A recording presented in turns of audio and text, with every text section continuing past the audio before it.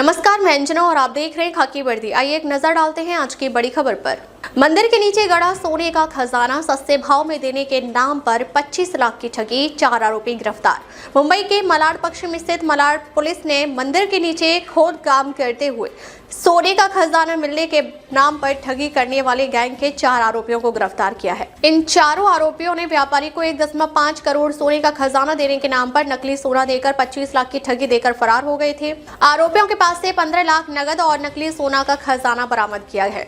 गिरफ्तार आरोपियों के नाम बाबूलाल भागलाराम वाघेला यानी उम्र 55 वर्ष, मंगलाराम मनाराम वाघरी उम्र 34 वर्षीय, केसाराम भक्ताराम वाघरी उम्र 41 वर्षीय, भंवरलाल बाबूलाल वाघरी उम्र 48 वर्ष है, जिसमें से एक आरोपी गुजरात और 3 आरोपी विरार के रहने वाले हैं। गिरफ्तार आरोपी बाबूलाल भागलाराम वाघेला के ऊपर सोने का खजाना देने के नाम पर ठगी करने का गुजरात में 3 मामले दर्ज है की जांच मलाड पुलिस कर रही है। ये आरोपी इतने शातिर थे कि ऐसे व्यक्ति या ऐसे व्यापारी को टारगेट करते थे जो उनकी बातों पर विश्वास करे और खजाना खरीदने के लिए राजी हो जाए। इन आरोपियों ने मलाड पुलिस स्टेशन की हद में फरियादी दुकानदार को नासिक में मंदिर के पीछे खुदाई काम करते हुए उनको मंदिर के नीचे सोने का खजाना मिला है, यह बोलकर मिले और कम पैसे में बेचने की पेशकश। आरोपियों ने 1 किलो का खजाना बताकर उसमें से 1 टुकड़ा व्यापारी को दिया।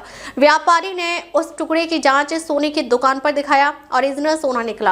आरोपियों ने 1.5 करोड़ के 1 किलो सोने के खजाने को 25 लाख में बेचना तय हुआ। व्यापारी ने रिश्तेदार से मांगकर 25 लाख आरोपियों को दिए और खजाना ले लिया। बाद में व्यापारी को खजाने पर शक हुआ। जब व्यापारी ने खजाना चेक किया तो सोने का खजाना नकली तांबे का निकला, जिसके बाद व्यापारी ने मालाड पुलिस स्टेशन में ठगी का मामला दर्ज कराया। मालाड पुलिस ने मामला दर्ज कर तांत्रिक विश्लेषण और सूत्रों की मदद से आरोपियों को गिरफ्तार कर लिया। सर, मलाड पुलिस ने एक ऐसे ठग गैंग को अरेस्ट किया है जो मंदिर के पीछे खुदाई में सोना मिलने के नाम पर लोगों के साथ ठगी करते थे। इस गैंग में कितने लोग और किस प्रकार से ठगी की वारदात को अंजाम देते थे, उसके बारे में देखिए। ऐसा है कि जो मलाड पुलिस स्टेशन है वहाँ पर एक सोमवार बाजार करके एक जगह है, वहाँ पर दिनेश मेहता इनका एक जूना बर्तन का व्यापार करने, बाय और सेल करने का दुकान है। इनको तकरीबन नवंबर 2025 के एंड में एक बाबूलाल वाघेला करके, इसमें एक एक्यूज है, प्राइम एक्यूज है, वो उसकी दुकान पे आया।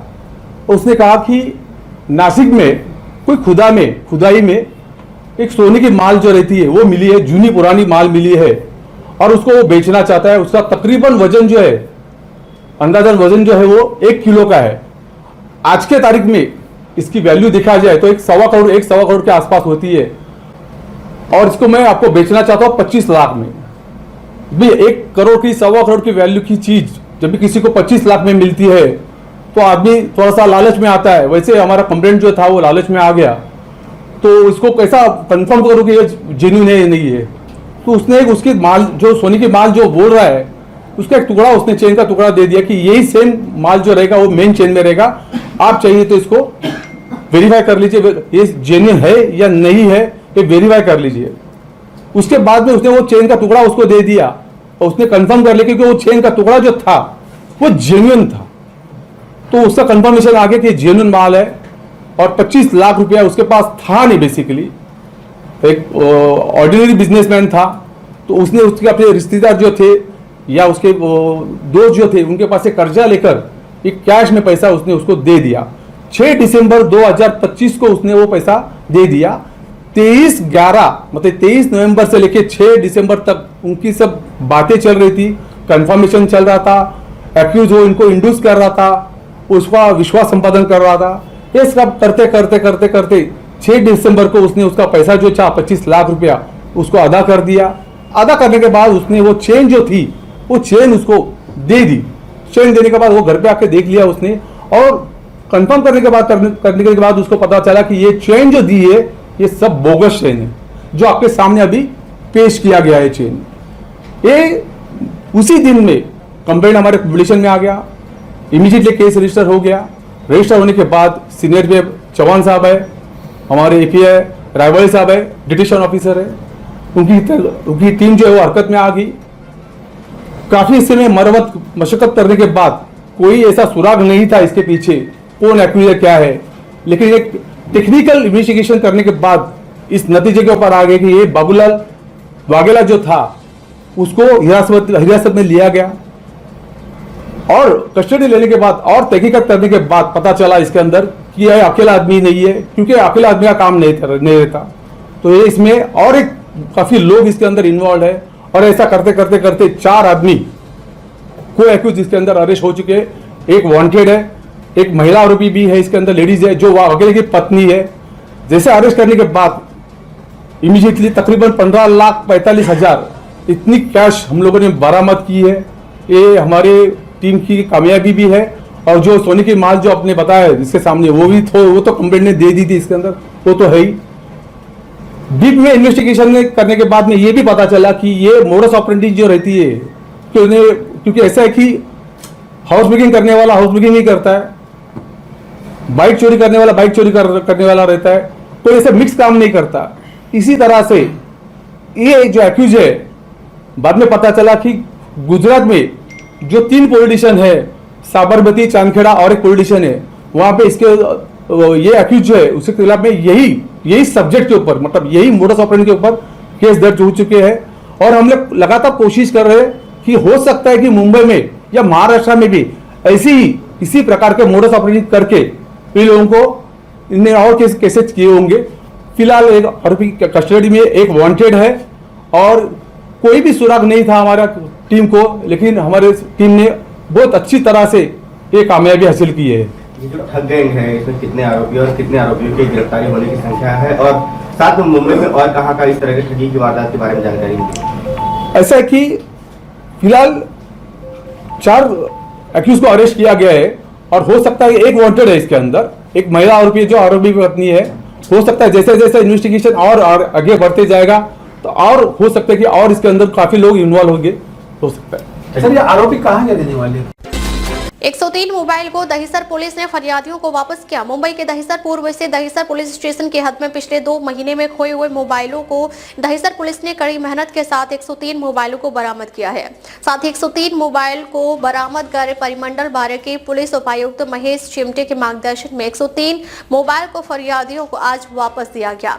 इससे पहले भी दहिसर पुलिस ने 250 मोबाइल फरियादियों को वापस किए थे। दहिसर पुलिस ने जनता से यह आह्वान किया कि अगर आप किसी चोरी के मोबाइल या बिना बिल बॉक्स में मोबाइल खरीद रहे हैं तो सावधान हो जाएं। चोरी के मोबाइल को नजदीकी पुलिस स्टेशन में लेकर जमा कराएं, जिससे आपके ऊपर चोरी का केस ना दर्ज हो। अपना मोबाइल वापस पाकर फरियादियों ने दहिसर पुलिस का आभार प्रकट किया। आज कितने मोबाइल को लोगों को लौटाया गया और किस तरह से ये मोबाइल रिकवर होती है, और क्या मैसेज देना चाहेंगे जो लोग इस तरह के सेकेंड हैंड मोबाइल खरीदते हैं अपने बाद में पुलिस को लौटाना पड़ता है? दहिसर पोलीस स्टेशनच्या हद्दीमध्ये साधारणतः 2 महिन्यापासून जे मोबाईल मिसिंग झाले होते त्यांना आपण CEIR पोर्टलच्या माध्यमातून त्यांना आपण शोधून काढलं।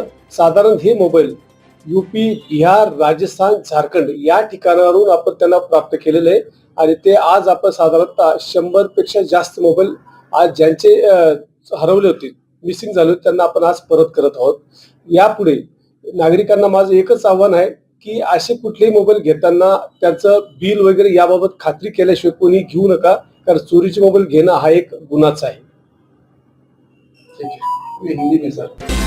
यूपी के अमरोहा के हसनपुर नगर में एक दर्दनाक हादसा हो गया।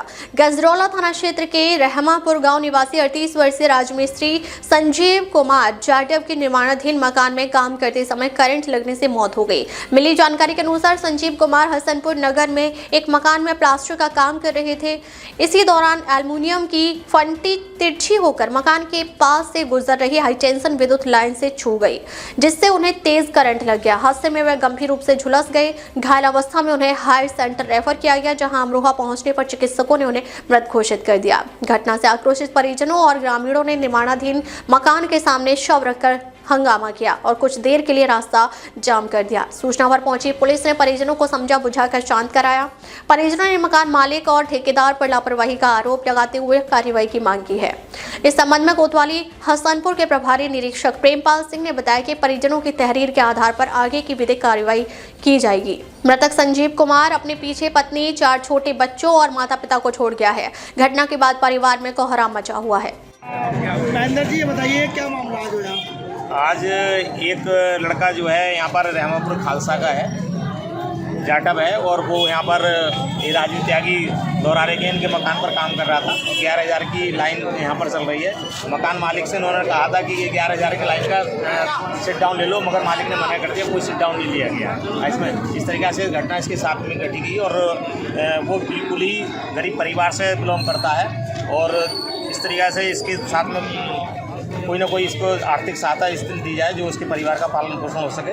और अभी पुलिस प्रशासन भी आ चुका है और मकान मालिक भी आने हैं। अगर इनके साथ में अगर न्याय नहीं किया जाता है तो हम आगे की कार्रवाई हम यहाँ से इस बार डेड बॉडी नहीं उठाएंगे। ठीक है। ये जो खत्म हुए ये कौन थे आपके? ये मेरे देवर हाँ, तो क्या मामला था, कब आए थे घर से? मेरे सवेरे काम पे दिन में निकले। अच्छा, क्या नाम है इनका?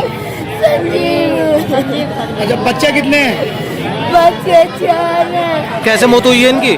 टूटी मुड़ैया करंट लगा है, 11,000 का करंट लगा मेरे गली में, छोटे छोटे बाल। आप क्या चाहती हो?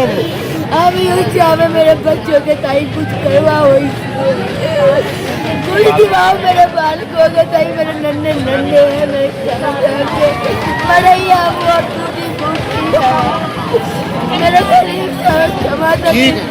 अब तक के लिए बस इतना ही, फिर मिलते हैं कुछ ऐसी ही बड़ी खबर के साथ। तब तक के लिए नमस्कार और देखते रहिए खाकी वर्दी।